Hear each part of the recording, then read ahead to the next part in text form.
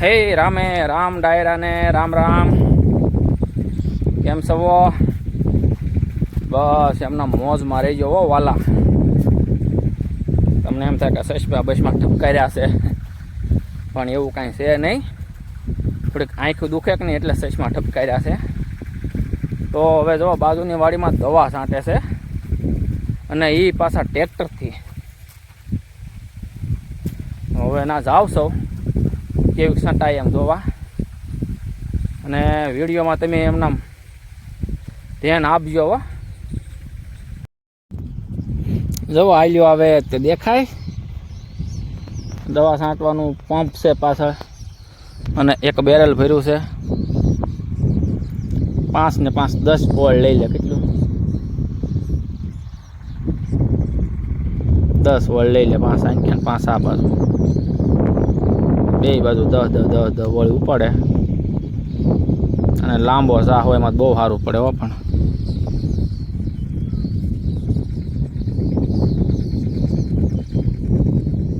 જોઈ લો, બે બાજુ 5 વોલ્ટ લઈ લે. અને કેવી મસ્ત દવા છટાય.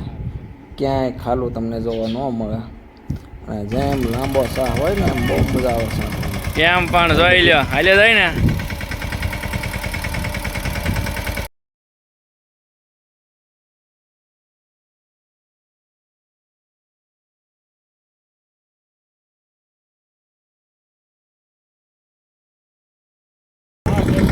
વાહ છે એટલે એમ તો કહું, નકર તો આમ જો આમાં કાંઈ જાણે એમ થાય કે ધુવાડો સાંટો. કા આ પવન ન હોય તો આમાં કઈ દેખાય?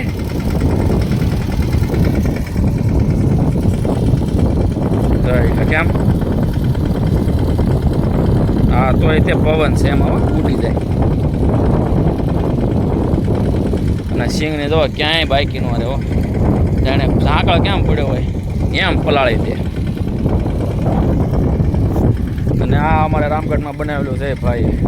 અને પંપ છે આગળ, પંપ 10 વોલ્ટ લેતો જાય. 10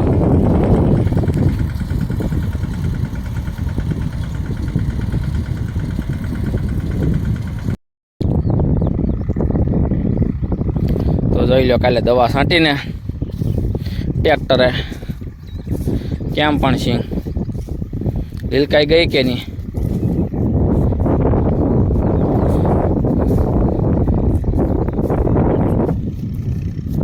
બોલો, પંપથી પણ દવા સારી છંટાય. પણ કેટલો લાંબો શેટો હશે દવા.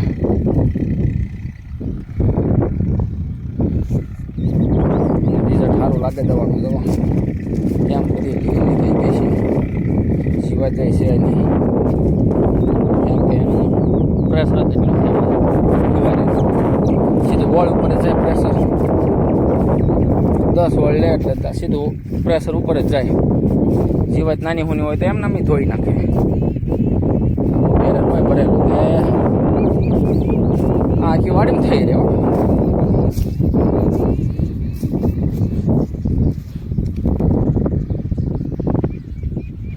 એમ પણ સિંગ આમાં જો કવડો સાહ છે. જો લાંબા સાહમાં સારું, ટ્રેક્ટરમાં સારું પડે વળવા કરવામાં. સારું તો જય સિયારામ. ફોલો કરજો હો મારા વાલા.